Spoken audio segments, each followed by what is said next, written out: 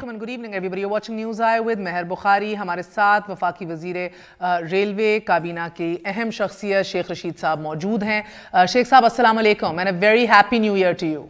Same to you, very very happy new year. बहुत शुक्रिया sir. आप और मैं तो एक दूसरे को हैप्पी न्यू ईयर करके ग्रीट कर लेंगे सर, मगर 172 अफराद जिनकी किस्मत सील कर दी है एग्जिट कंट्रोल लिस्ट के ऊपर उनके नाम डाल के, उस पर नज़रसानी ना करने का फैसला या वो नाम ना हटाने का फैसला, एक खसूसी कमेटी बनाने का फैसला आज पहली काबीना के इजलास में हुआ ऑफ द ईयर 2019। तो जब इतने सख्त रिमार्क्स आए सुप्रीम कोर्ट की जानिब से भी और स्पेशली वज़ीर आला सिंध के हवाले से, उनका नाम ऐड करने के हवाले से, तो एकदम इसको स्क्रैच आउट क्यों ना कर दिया गया? क्यों ये फैसला किया गया कि खसूसी कमेटी अभी भी जायजा ले? पहले देखें, रात को ये कहीं लेट नाइट पहुंचा है ये फैसले की कॉपी, और खुद इंटीरियर मिनिस्ट्री प्रिपेयर नहीं थी। किसी मिनिस्टर के पास 172 आदमियों की 172 की लिस्ट नहीं थी। 1 बाय 1 डिस्कस होना था। प्राइम मिनिस्टर ने कल जाना है उधर Turkey. So the best option is कि जो नाम भी निकालने हैं, जिन पे नज़रसानी करनी है, कोई ऐसा कमाल नहीं होता सारे लोग ECL का मतलब ये नहीं है कि खुदा न खास्ता सजाए मौत का हुक्म हो गया है या उम्र कैद हो गई है।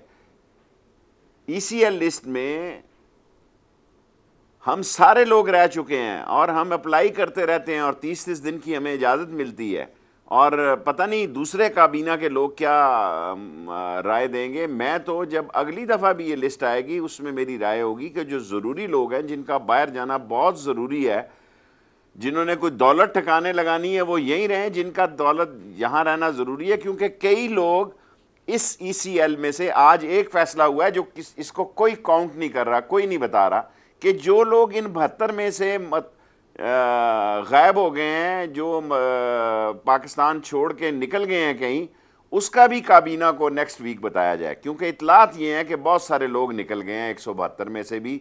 बाज़ लोग 20 कह रहे हैं, बाज़ लोग 30 कह रहे हैं कि वो देखें हुआ क्या है।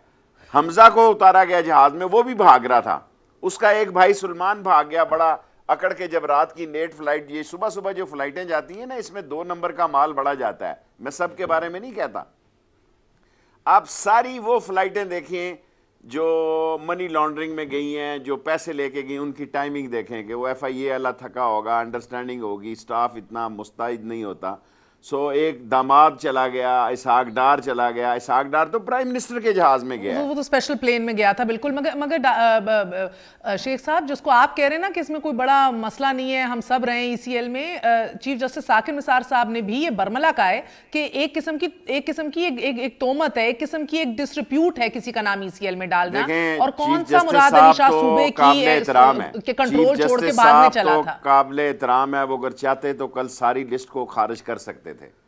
वो चाहते तो कहते तमाम ये ECL में नहीं मानता। JIT ने रिपोर्ट की है, और ये JIT की रिपोर्ट है कि आप कहते हैं एडमिनिस्ट्रेटिव कामों में मुदाखलत कर रहे हैं, यानी do damned if you do damned if you don't. मैं कोई कामों में मुदाखलत नहीं हो रही। दें जिसने इन 7 दिनों में जाना है, मुझे दे लिस्ट जो बहुत सख्त, जिसकी इमरजेंसी है कि जिसने जाना है मुल्क से बाहर ECL में, ये अगली 7 दिन की।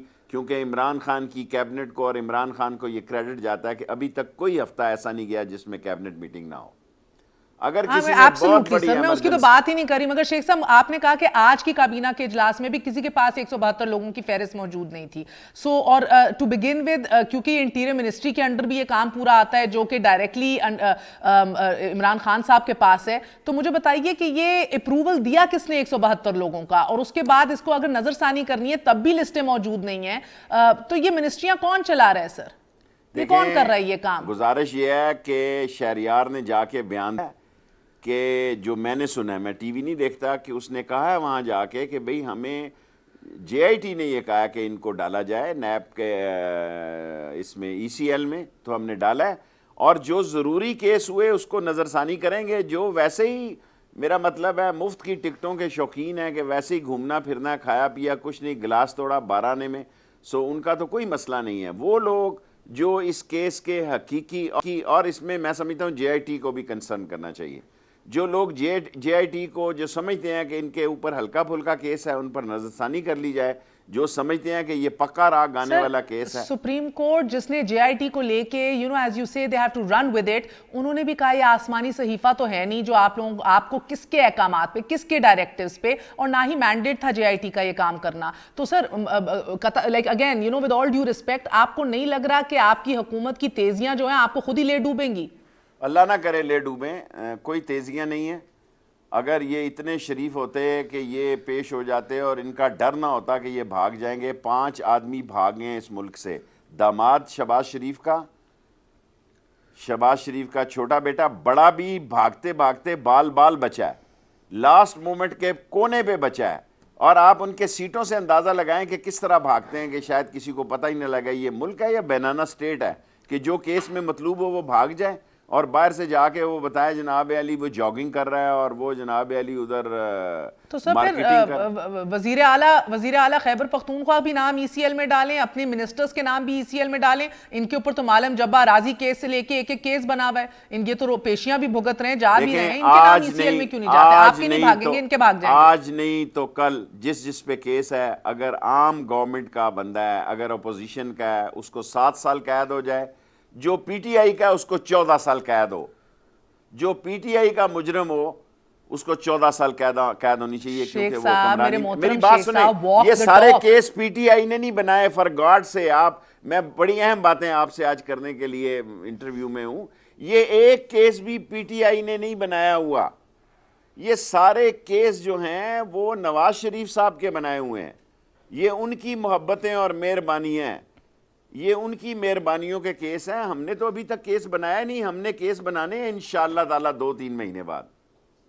अच्छा, बिल्कुल सही। मगर सर कहने का मकसद आलम जब्बार राजी केस भी PTI ने नहीं बनाया। वॉक द टॉक, आप सब बेहतरीन तौर पे यही कहते हैं कि यार करें, कौन रोक रहे, करता कोई नहीं है सर, डाले नाम। करेगा, घबराए नहीं आप। Every day is not Sunday, करेगा जरूर।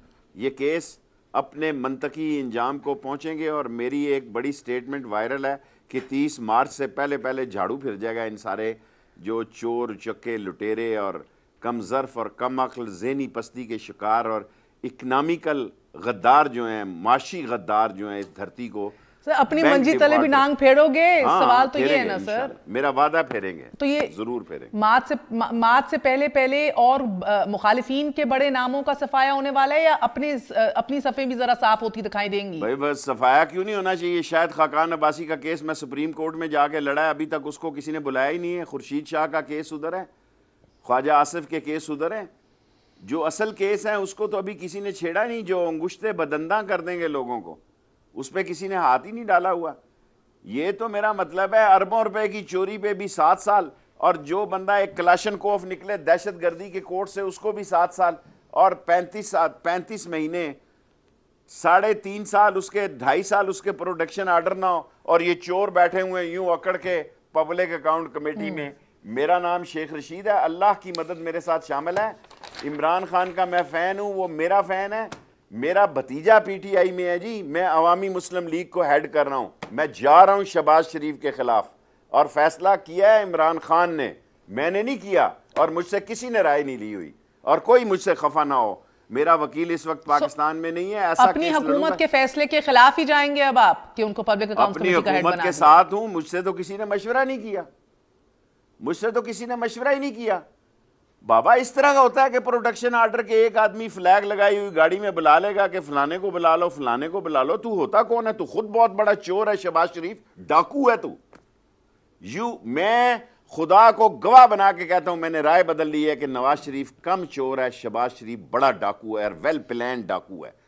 नवाज शरीफ आप पहले भी ऑन रिकॉर्ड कह चुके हैं सर, मगर मुझे बताइए कि अब in the absence of any leadership, जब आप देख रहे हैं बड़े मियां साहब भी अंदर हैं, छोटे मियां साहब भी अंदर हैं, क़यादत किसको संभालते देख रहे हैं? मरियम बीबी को, हमजा को, जो खुद ही अपने केसेस में अभी फंसे हुए हैं, क्या मुस्तकबिल देख रहे हैं?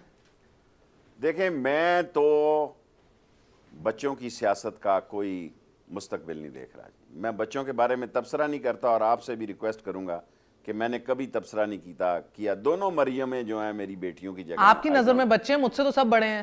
मुस्तकबिल जब बड़ा होगा तो हम तो नहीं होंगे, फिर जब बड़े होंगे तो जो कोई और होगा वो इनसे देख लेगा कि क्या करना है उनके साथ। अब हमने ठेका तो नहीं लिया ना कि सठियाए हुओं से भी हम लड़ें और बच्चों से भी लड़ें। अब तो मेरा ख्याल है I always go with number 1।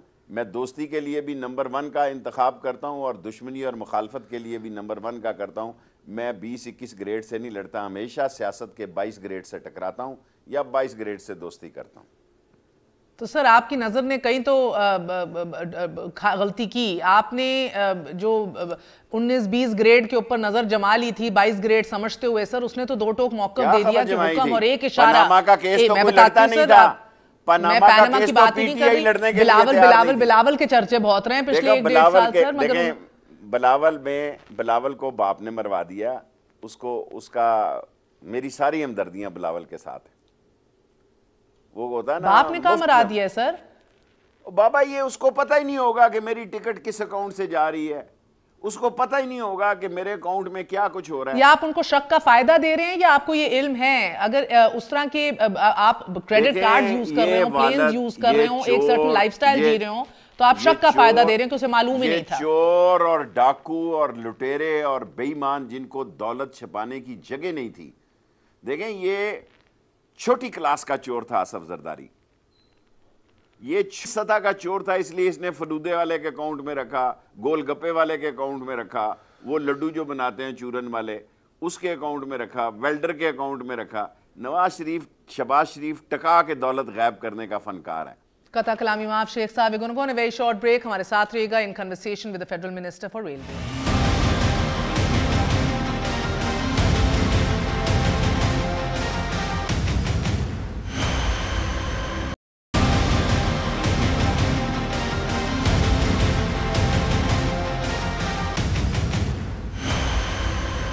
वापस आने का शुक्रिया। शेख रशीद साहब से बात हो रही है। मैं आपको सुनाना चाहती हूँ, देखिए ना, and may be you right, may be आप सही कह रहे हैं कि उनको शायद बिलावल को इल्म ही नहीं था, मालूम ही नहीं, मगर पोस्ट JIT बिलावल ने जो अपने वालिद के रुतबे और उनके मिजाज और उनके रुतबे के हवाले से, रोदे के हवाले से जो खुला इंकशाफ किया है पोस्ट JIT, पोस्ट जब ये सारे इंकशाफात छप गए हैं, ज़बान ज़द आम हो गए हैं, JIT में पब्लिकली आ गए हैं, उसके बावजूद भी वो कहते हैं कि एक इशारा, एक हुक्म किसका, सदर जरदारी का हो तो इस हुकूमत को चलता करें। यानी कि आप समझ रहे हैं सर असल बॉस कौन है? जरदारी साहब हैं। बावजूद इसके JIT में क्या अहकाम जारी किए गए, तो कल भी थे, आज भी हैं। चेयरमैन को चेयरमैन के ताबे होने का ऐलान कर चुका है। एक दफा मुलाहिजा कीजिए।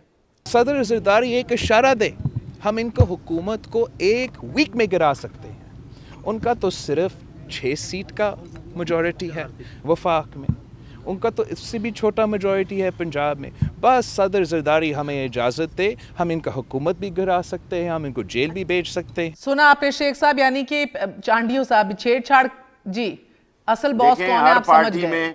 हर पार्टी में अच्छे वर्कर होते हैं, नून में भी बाद अच्छे लोग हैं, पीपल्स पार्टी में अच्छे लोग हैं। लीडर चोर है। और बिलावल जो कह रहा है कि वो ये नहीं कह रहा मेरा बाप जरदारी, वो कह रहा है सदर जरदारी।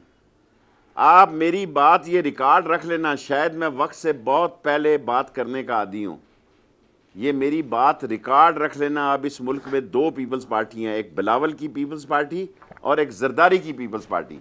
ये सारा उसका कॉन्फिडेंस जितना मर्जी गेन कर ले, ना बाप का बेटे पे एतबार है, और बेटा जो है अंदर से फटा पड़ा है। और ये खबर आपको कोई नहीं देगा सवाए शेख रशीद के। अब इस मुल्क में बिलावल और आसफ जरदारी कहने के लिए एक पिच पे हैं, अंदर से बहुत फासला बढ़ चुका है और इस पार्टी में भी फासला बढ़ चुका है। और सर आप जरदारी साहब के लिए आगे आने वाले दिनों में कुछ सख्ती देख रहे हैं? जेल शेल उसके लिए क्या सख्ती है जी, ससुराल है उसका जेल। उसने खुद कहा है कि मैं तो आता जाता रहता हूँ, पाकिस्तानी कौम बादशाह है, सिंधी बादशाह है इनका। और क्योंकि तो सर फिर नामजद तो साथ बिलावल भी होंगे, क्या बिलावल भी उधर ही जाएंगे? बिलावल के लिए मैं कुछ कह नहीं सकता, लेकिन जरदारी का तो असल घर ही वो है जी, हकीकी घर ही वो है, असल ठिकाना उसका वही है, वो उसका हकीकी घर है। देखें, अब मेरी एक बात सुने, 5 चीज़ें मैं कौम के सामने रखता हूँ आपके परवरम। बेनज़ीर की शहादत का किस को सबसे ज़्यादा फ़ायदा पहुँचा जी? नंबर 1। नंबर 2, वो जो उसका था, उसका कातिल जो जिसके सारी क्या नाम था उसका, खालिद शहनशाह, उसको किसने गार्ड का, मारा? बिल्कुल। और खालिद शहनशाह के कातिल को किसने मारा? ये बहुत बड़ा सवाल है। नंबर तीसरा मेरा सवाल है, दुनिया में कोई ऐसा केस बताया जाए जब से दुनिया वजूद में आई है कि नौकरानी की जेब में किसी ने दिया हो कि मेरी वसीयत, बेटा घर में, बेटी घर में, 2 बेटियां घर में, बेटा घर में, कोई दुनिया में आप केस, मैं तो इस कंप्यूटर का माहिर नहीं हूं, वो गूगल पे जाके बताएं कि एक बंदा था जनाब वहां कोई कांगू में या वहां कहीं साउथ अफ्रीका में जिसने अपनी वसीयत दी। Nobody in this world. ये पहला केस था जिसने एक वसीयत से पार्टी, अब मुझे 5 सवाल पूरे करने दें, जिसकी बुनियाद पर उसने पार्टी पे भी कब्जा किया, उसकी दौलत पर भी कब्जा किया।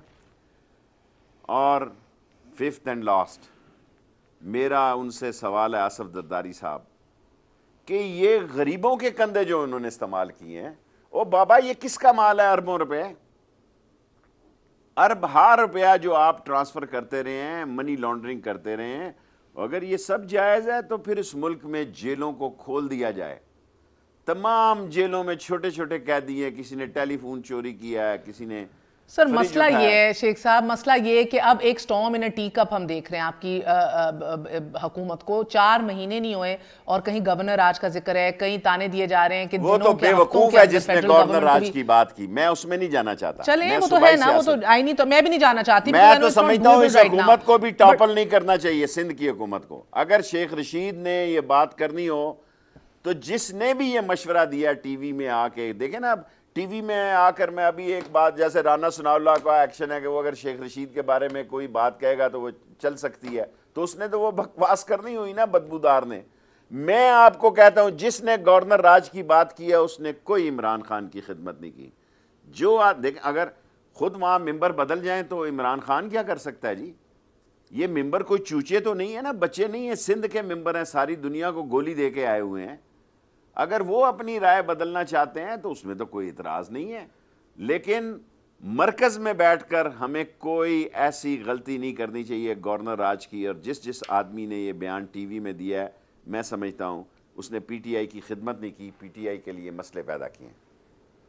सर मगर अब आप देख रहे हैं सिंध के मामले पे पीएमएल-एन भी पीपल्स पार्टी की हमनवा बन गई है इस इशू के ऊपर। ये सारे ही बनेंगे, ये सारे तबला नवाज होंगे। देख रहे हैं सर अब नहीं, चाहे मैं नहीं इकट्ठा होते का बहाना हो, मैं नहीं इकट्ठा होते देख रहा, मैं नहीं इकट्ठा होने देख रहा। शहबाज शरीफ को एट एनी कॉस्ट एनआरओ चाहिए, इमरान खान नहीं देगा। मैंने आज उससे कहा है, मैंने कहा आप टर्की जा रहे हैं खान साहब, और अर्दगान की मिसेस जो है मेरी बहन बनी हुई है, और ये देख लें कि यहाँ बड़े सेंसिटिव केसेस हैं। और पिछली दफ़ा भी जब इमरान खान टर्की जा रहे थे तो मैंने उनसे गुजारिशात की थी, तो उन्होंने कहा आप ठीक कहते थे, लेकिन मैं इमरान खान के बारे में श्योर हूँ, as sure as eggs are eggs, कि कोई एनआरओ इमरान खान नहीं करेगा जी। और शहबाज शरीफ 90 के जाविये से लेटा हुआ है एनआरओ के लिए। नवाज शरीफ की मैं बात नहीं करता, मैंने अपनी कब्र में जाना है।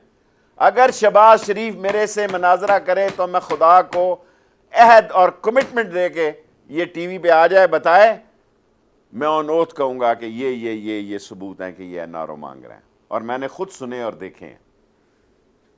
Sir third party, third country, मुख्तलिफ ममालिक से एनआरओ की दरख्वास्तें आ रही हैं? ना ना ना ना ना, मैंने लोकली सुने और देखे हैं।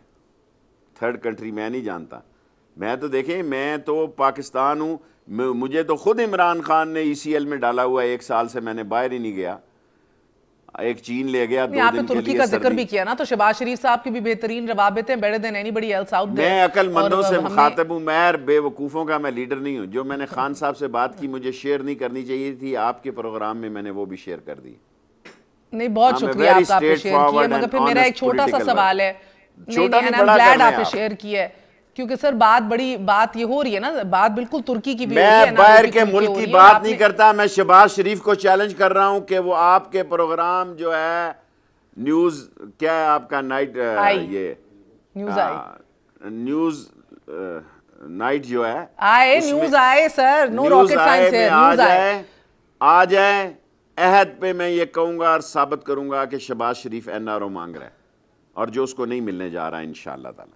मैं ना नवाज शरीफ का कहता हूँ, ना मरियम बीबी का कहता हूँ, ना किसी और का कहता हूँ, ना आसफ जरदारी। अच्छा शेख साहब, एक सवाल मुझे समझा दीजिएगा सर, ये तो रिकॉर्ड पे है, ये तो हमारे लिए बहुत बड़ी खबर भी है, आप इसको रिकॉर्ड पे भी ला रहे हैं, मगर सर मुझे बता दीजिए एनआरओ मांग किससे रहे हैं एग्जैक्टली, कौन देने की पोजीशन में अभी? सबको पता है। देख, मुझसे वो सवाल पूछ जो किसी को पता नहीं। हाय, सही है मैं साहब, सही है, मैं इतना भी भोला नहीं हूँ। मैं सारी अब 8वीं दफ़ा वजारत में अल्लाह मुझे लेके आया है, और सबसे ज़्यादा मैं सीनियर वर्कर हूँ, और मैं उसका इमरान खान का साथी हूँ, कंधे से कंधा जोड़ के उसके साथ खड़ा हूँगा, और जो सियासी तौर पर बेहतर समझता हूँ वो करता हूँ। इस मुल्क में सबको पता है। अब क्या आप समझते हैं करतारपुरा ये फॉरेन ऑफिस ने खोला? अच्छा फिर मैं एक और करतारपुरा जट के जफे ने खोला है, जट के जफे ने सिंधु को कंधा मारा और अंदर से करतारपुरा निकला, और सारी हिंदुस्तान की सियासत तेज नेस होके कर दी। एक जफा मारा। यार मैं तो वैसे कहती हूँ कमाल, आप सर कमाल हैं आप, वैसे अपनी हुकूमत को क्रेडिट नहीं दे रहे, उस जादू की झप्पी को क्रेडिट दे रहे हैं खुद। चले, बाबा जो सच्ची बात है वो करूंगा, वजारतें आनी जानी। सर मुझे बताएं, मैं आपका इंटरव्यू आपको ये सोच के दे रहा हूं कि जो मैं कह रहा हूं वो सच समझ के कह रहा हूं, और सियासत बिल्कुल मेरा ना बाप दादे ने किया है, ना उनका नाम डूबने जा रहा है। मैं एक आम सियासी वर्कर। सर फिर आपकी सच्चाई को मैंने फिर ललकारना है, एक और सवाल में आपकी सच्चाई को ललकारना है। सर हिम्मत करें और मुझे सवाल का बड़ा दो टोक जवाब दीजिए कि ये जादू की झप्पी का क्या लेना देना है असगर खान के केस के रैपअप के हवाले से? FIA दरख्वास्त देती है, FIA इंटीरियर मिनिस्ट्री में छोटा सेल है सर, इंटीरियर मिनिस्ट्री जिसके ताबे उसको गौर किया जाए, और क्या कर सकते हैं, हम वही लोग हैं, गौर किया जाए। यानी कि सर इसको लगाया मैं समझ गई सर, रजा रबानी साहब कहते हैं कि ये कैसे मुमकिन है इतना अहम केस की फाइल बंद करने की दरख्वास्त जारी हो और ना समरी या डिटेल सामने वजीर आजम के रखी, और अगर नहीं रखी तो ये और भी खतरनाक बात है कि अपनी ब्यूरोक्रेसी अपने कंट्रोल में नहीं है। इमरान खान के दौर में ये सेक्रेटरी और बहुत सारी मिनिस्ट्रियां जरूरत से ज्यादा इंडिपेंडेंट हैं, बड़ी माजरत के साथ। इमरान खान साहब के दौर में बहुत सारे इदारे ज़रूरत से ज़्यादा इंडिपेंडेंट हैं। ऐसा नहीं होना चाहिए, लेकिन स्ट्रांगली इमरान खान साहब ने आज इस बात पर और कैबिनेट ने नापसंदीदगी का इजहार किया है, क्योंकि PTI असगर खान का केस अपनी इलेक्शन मुहिम में लड़ती रही है, और PTI ये चाहती है कि ये ट्रायल हो, और ये कैबिनेट का डिसीजन है और डिमांड है कि ये ट्रायल हो। सर आपको, मुझे पता ही है, आपके भी दिल के बड़े करीब रहा है, इस्लामिक डेमोक्रेटिक अलायंस के टिकट पे आप तब लड़े भी, और ये तब के खाते हैं सर जो आप शायद खुद गवा रहे हैं, आपने देखा है सब कुछ होते हुए। सो आज आप इसको जुल्म कहेंगे, सितम ज़रीफी कहेंगे, ये किस तरह देखेंगे आपके अगर ये शट डाउन हो गया केस? मैं ना जुल्म कहूँगा ना ज्यादती करूँगा, अदालत ने देखना, और साकिब निसार ने जो चीफ जस्टिस ने जो इज्जत पाई है वो किसी की परवाह नहीं करता। जो उन्होंने हमारी कल परसों दुर्गत बनाई है वो भी टीवी पे लाइव चलती रही। देखिए तो नवाज शरीफ का कांटा रास्ते से निकल गया, तो अब इसलिए अब इस केस की भी जरूरत नहीं है। तो ये भी तो कांटा क्या है जी, कांटा क्या है, ये रेल का ही कांटा है, इधर से उधर हो गई है ट्रेन। मैं तो समझा समझा के थक गया, अपने से बड़ा काम ना करो। मैं ये रेल का कांटा चला था जो कहा था आपकी डान लीक चला दो, ये रेल का कांटा चला था कि जनाब अली वहां राधा राम की चढ़ाई तुम नहीं चढ़ सकते, क्यों चढ़ रहे हो। ये रेल का कांटा चला था कि उधर श्रीलंका से जाके फोन कर रहे हो और मोदी को और दूसरे लोगों को, और पाकिस्तान में बात करते आप समझते थे तो गैर महफूज हैं। ये मुल्क का वजीर आजम था कि आड़त मंडी का गुड़ फरोश था। इस तरह नहीं होता मुल्कों में, मुल्क सलीके और तरीके और नज़र और ख़बर पे चलाए जाते हैं। मुल्क इस तरह नहीं चलाए जाते कि माजे की हटी है। सलीके तरीके नज़र और ख़बर के अंदर फिर आर्टिकल 6 को भी दफन कर दें? नहीं, बिल्कुल नहीं करें जी। 61 और 62 को भी दफन ना करें, क्यों करें जी? नहीं, 62-63 के तो आजकल बड़े चर्चे हैं, राज है सर। अगर नहीं राज या नहीं पता या अगर कोई हंस कर लिया गया, ज़बानी याद है, मैंने तो ये केस लड़ा है। मुशर्रफ की गद्दारी का केस आपकी हुकूमत परसू करेगी या नहीं? मेरा ख्याल है कोई वापस नहीं लिया गया, परसू हो रहा है, परसू होना चाहिए। और मैं सदर मुशर्रफ साहब को ले भी नहीं सकते, परसू करना, प्रायोरिटी रखना इज अनदर थिंग। देखें, मैं वही बात महर साहबा आपके सामने कह सकता हूँ, जितनी बड़ी बात कह सकता हूँ, जिसका पैरा दे सकता हूँ। मैं वो सियासी वर्कर नहीं को अपने से बड़ी कलाबाजियाँ कहूँ और पोल वाट की छलांग मारूँ और अपने से डंडा भी गिर जाए और कमर भी टूट जाए। सो मैं इतनी छलांग लगा सकता हूँ जितना मैं इस वजन के साथ लगा सकता हूँ। सो मैं अच्छा मैं कोई जेवलियन थ्रो तो फेंक सकता हूँ, वो गोला जो क्या कहते हैं उसे, अब मैं भूल गया। अब मुझे आप ये कहें कि मैंने पोल वार्ड की छलांग लगानी है और कमर तोड़नी है, इतना बेवकूफ़ नहीं शेख हूँ मैं, समझता हूँ सारे मसलों बड़ा अच्छा मुझे शेख साहब एक बात, जबरदस्त जबरदस्त, एक वक्फा ले लेते हैं इसी बेदारी के नोट पे और शेख चलाकी के नोट पे। एक वक्फे के बाद फिर हाजिर होते हैं stay with the Sun news.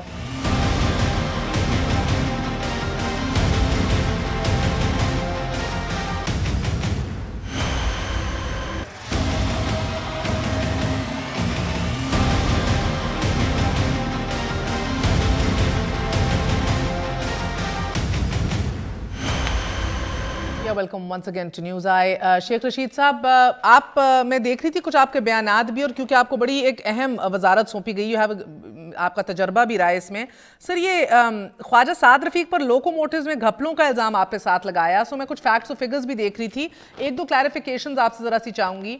22 crore की लोकोमोटिव आपने कहा कि 44 करोड़ में लिया गया, ये फिगर आया कहाँ से सर? देखें 22 की तो नहीं, 44 की तो नहीं, ये ज़रा मैं कहना उससे कोई अबाउट 48 करोड़, और जो नए आएंगे 140 के हिसाब से वो 68 करोड़ का एक लोकोमोटिव है जी।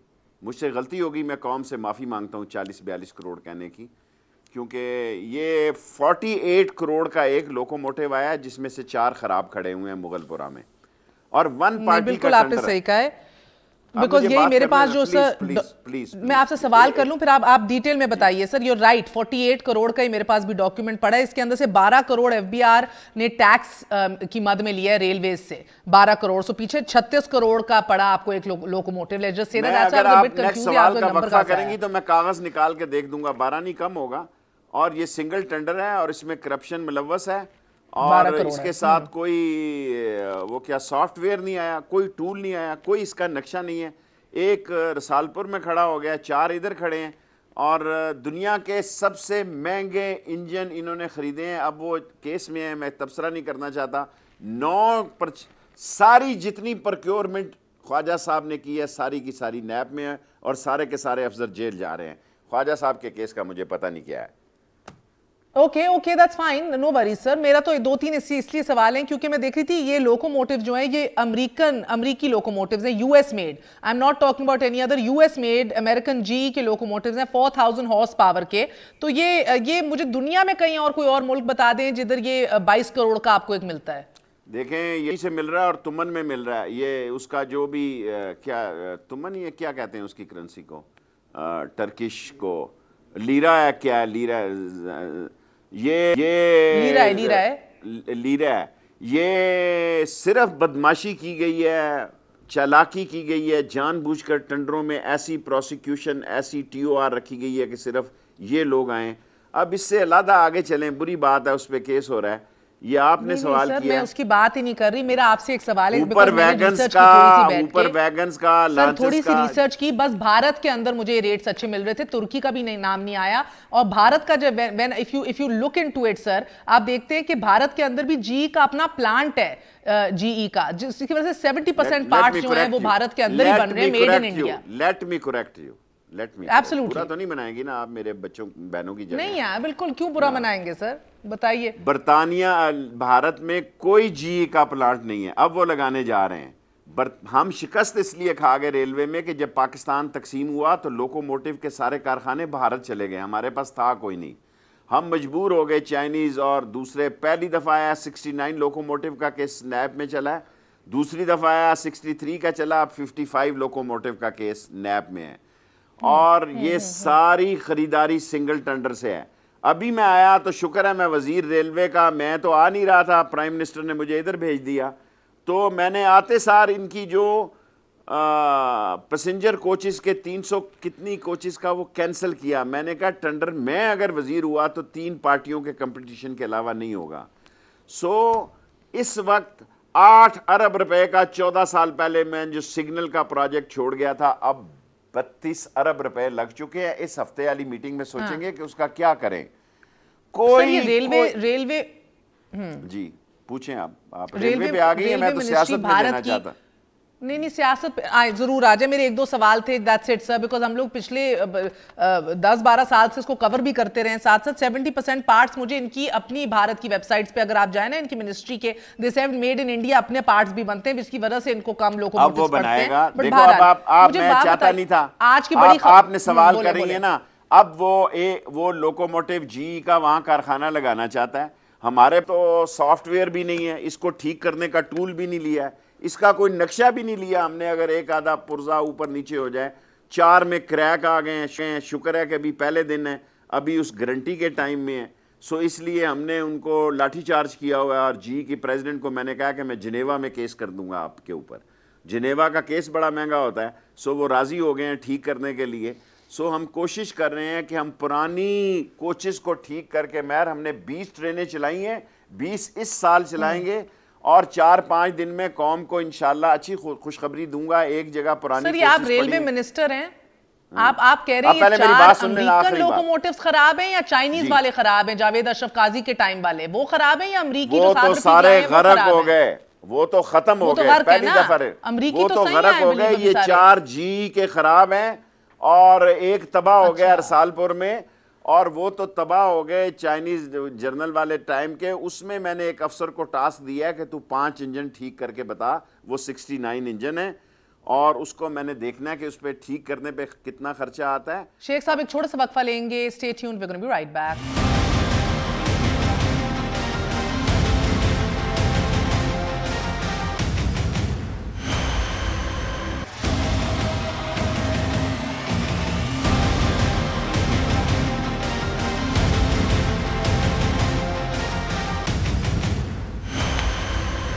वापस आने का शुक्रिया। Welcome once again to News I. Ferguson ने, दुनिया की सबसे मशहूर ऑडिट कंपनी ने क्लीन चिट कैसे दे दी साद रफीक साहब को? 1000 सफात पर मुश्तमिल, देखिए कोई करप्शन नहीं हुई। मैं साद रफीक मेरा सब्जेक्ट नहीं है, बुरे वक्त में है, मैं ऐसी बात नहीं करना चाहता। अगर आपने उसका ही सवाल करना है तो मैं उसके खिलाफ ना शहादत दे रहा हूँ ना उसके खिलाफ। जिसने नैब ने बुलाना है, जिस अफसर को, अफसर जाने और वो जाने। मैं आपके सामने ये कह रहा हूं कि पुरानी ट्रेनों से इंशाल्लाह भी, और एक मैं वीवीआईपी ट्रेन 2 चलाने लगा हूं। पुरानी ट्रेनों से ये 20 ट्रेनें चलाई हैं, 100% ऑक्यूपेंसी है। पहले दुनिया में फ्रेट ट्रेन में नफा होता है, पैसेंजर में नुकसान होता है। कोई दुनिया में पैसेंजर में नफा नहीं। पाकिस्तान में ये 100 दिनों में, 120 दिनों में पहली दफा पैसेंजर से नफा है। सारी रेलवे इस बात की मुखालिफ थी। अब मेरा ख्वाहिश है कि ML1 का चीन के साथ हो जाए या जिसके साथ हो जाए। मैं तो स्टैंडर्ड गेज चाहता था 14 साल पहले भी, इन्होंने मेरी किसी ने नहीं सुनी, इस रेलवे वालों ने। ना, क्योंकि आज आप कह रहे हैं आप सियासत पे बात करनी थी, मुझे बड़ा शौक है सर, मैंने आपसे इंशाल्लाह एक डिटेल शो करना है रेलवे के ऊपर के पंक्चुअलिटी परसेंटेज भी क्या है, क्या आपकी कॉस्टिंग है, सब करेंगे बैठ के। बट बिकॉज आपकी फाइल्स आज नहीं है, so we let it go. मगर शेख साहब मुझे कब आप बताइएगा, आप खान साहब को अपनी हुकूमत या अपना टेन्योर पूरा करते देख रहे हैं? मैं तो देख रहा हूँ, बाकी जो नहीं देख रहा। मैं तो ये देख रहा हूँ कि 2019 खान साहब की सियासत में इंशाल्लाह अहम साल होगा। अगर हम 2019 में लोगों के म्यार पर पूरे ना उतर सके तो फिर लोगों को मायूसी होगी। लोग अभी हमें बर्दाश्त कर रहे हैं, महंगाई है, फसलों की प्राइस है। आज फसलों की कीमत, सब्जियों की कीमत कम हुई है, फलों की कम हुई है। लेकिन मैं खान साहब को सारी बातें रोज़ाना की बुनियाद पे बताता हूँ, कैबिनेट की बुनियाद पे नहीं। जी मैं ऐसा वज़ीर नहीं हूँ। मैं सारी कौम के सामने कहना चाहता हूँ, मैं हर रोज़ सुबह 10 बजे वज़ीर आज़म साहब को बताता हूँ कि जनाब यहाँ कमी है, यहाँ कमी है, गंदम की ये सूरत हाल है, शुगर के चोर जो हैं, शुगर माफिया सियासतदान जो बदमाश हैं बैठे हुए, डकैत शुगर के, इस तरह गन्ने वाले के साथ कर रहे हैं। कपास के साथ क्या हो रहा है, लोगों की बेरोजगारी क्या हो रही है। इंशाअल्लाह ताला मेरिट पे रेलवे में लोगों को रोजगार भी देंगे, रेलवे को दुआ चलाएंगे। मगर शेख साहब आप देख रहे हैं कि इतना शोर और चर्चा था मुईशत के हवाले से, गर्दिशी कर्जों के हवाले से। जब नून की हुकूमत गई 1.1 ट्रिलियन गर्दिशी सर्कुलर डेट था आपका, गर्दिशी कर्जा 1.4 ट्रिलियन हो गया 5 माह के अंदर। सर तो ये मुझे बताएं कि ये, आई अंडरस्टैंड विरसे के अंदर बहुत बड़ा एक हेडेक मिला, मगर सर आप इकोनॉमिक एडवाइजर्स, इकोनॉमिक टीम जो है वो सही जा रही है या उस पर अब जरा से शक व शुबात होना शुरू हो गए हैं? देखिए मैं असद के साथ भी बैठता हूं हफ्ते में 1 दफा, पूरी कोशिश कर रहा है। अगर ना कर रहा होता मैं कौम को बता देता। अब वो चोर डाकू लुटेरे छोड़ कर ही नहीं गए, ऐसे बैग भरते रहे जैसे वो वीडियो नहीं आती कि वो ATM की मशीन में घुस गए डाकू जो है। ये नवाज शरीफ और शहबाज शरीफ और आसफ जरदारी, ये ATM को भी इन्होंने नहीं बख्शा इस मुल्क के। आप देखें ना, ATM की तरह थैलों में माल डाल के इन्होंने बाहर भेजा है। आप सोचें कि इस मुल्क में जो सूरत हाल छोड़ कर गए हैं, अगर आज हमारे पास सऊदी अरब का $3 बिलियन का मसला ना होता, अगर चाइना से 2 बिलियन और ना होता, अगर UAE का आज ही इन्वेस्टर मुझे मिलकर गया है और उसका मेरा दोस्त शेख ज़ैद बिन सुल्तान भी आ रहा है 4 तारीख को, 5 साल के बाद पहली दफ़ा कोई UAE का ऑफिशियल टूर 5 साल के बाद इमरान खान से होने जा रहा है, और 6 को या 4 या 6 को 5 साल तक UAE का कोई बंदा ही इस मुल्क में नहीं घुसा। ये पड़ोस के हैं, उनको पता है ये सारे दौलत छुपाने के लिए इधर लोग आते हैं।